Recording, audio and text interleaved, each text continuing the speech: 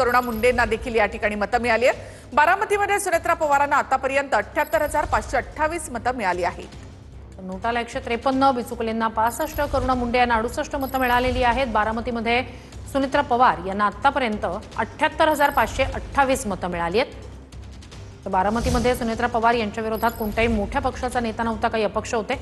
पश्चिम बंगालमध्ये भाजप कार्यकर्त्यांनी झालमुरी खात या ठिकाणी जल्लोष केलेला आहे। कल्याणमध्ये पश्चिम बंगालमध्ये भाजपचं स्पष्ट बहुमत, भाजप 173 वर।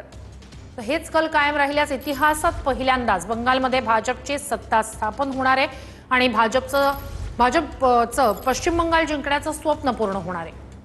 झालमुरी खात या ठिकाणी भाजप कार्यकर्त्यांनी जल्लोष केलेला आहे। पंतप्रधान नरेंद्र मोदी यांनी आपल्या शेवटच्या सभेमध्ये या ठिकाणी झालमुरी खाली होती आणि या ठिकाणी आपण येणार आणि विजयाचा गुलाल उधळत येणार असं पंतप्रधान नरेंद्र मोदी यांनी म्हटलेलं होतं।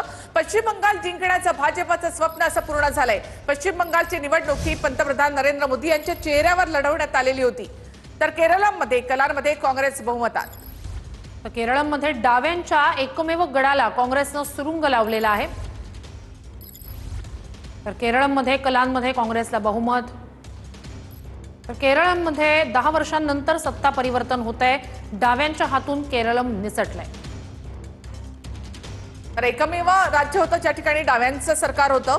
केरळमच्या रूपामध्ये एकमेव राज्य डाव्यांकडे होतं आणि आता देशामध्ये त्यांची कुठेही सत्ता नाही। तर सततच्या पराभवात केरळमधला विजय काँग्रेससाठी दिलासादायक आहे। अँटी इन्कमन्सीचा फटका डाव्यांना बसला। केरळमच्या मतदारांनी नवं सरकार निवडलं आहे। तर डाव्यांच्या बाजूने असलेल्या अल्पसंख्याक मतांचं ध्रुवीकरण करण्यात काँग्रेसला यश आलं। भाजपचा केरळमध्ये एकही आमदार नव्हता। यावेळी काँग्रेसनं या ठिकाणी खातं उघडलेलं आहे। तर पिनराई विजयन यांची मुख्यमंत्री पदाची हॅट्रिक हुकलेली आहे। 10 वर्षापासून ते सत्तेत होते, दोन्ही सलग बॅक टू बॅक टर्म डाव्यांना मिळालेल्या होत्या। डाव्यांच्या एकमेव गडाला सुद्धा काँग्रेसला सुरुंग लावलेला आहे आणि दक्षिणेकडे 2 राज्य म्हणजे कर्नाटक आणि आता केरळम या ठिकाणी काँग्रेसचं सरकार। डाव्यांच्या एकमेव गडाला सुद्धा काँग्रेसला सुरुंग लावला।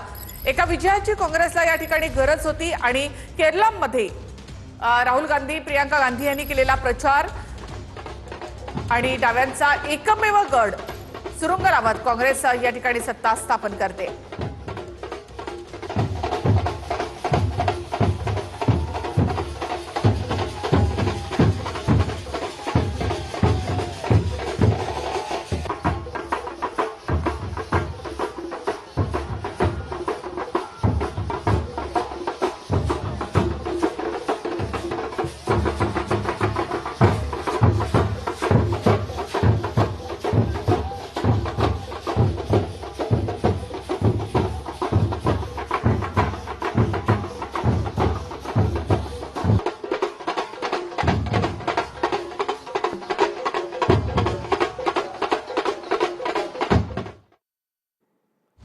तर करारानुसार केरळमध्ये डावे जाणार आणि काँग्रेसला या ठिकाणी स्पष्ट बहुमत।